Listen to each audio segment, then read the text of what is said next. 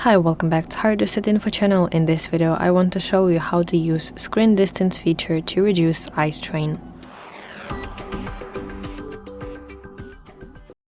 If you hold your phone too close, your screen will blur and display full screen alert, encouraging you to move it back to protect your eyes.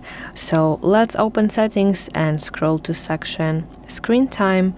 Now under limit usage, you'll see screen distance, and let's enable screen distance feature.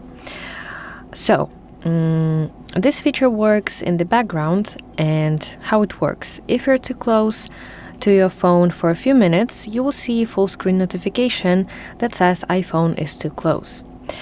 The solution will be to physically move your iPhone further than 12 inches from your eyes, and you will see check mark on your screen, and you can tap continue to go back to do what you were doing.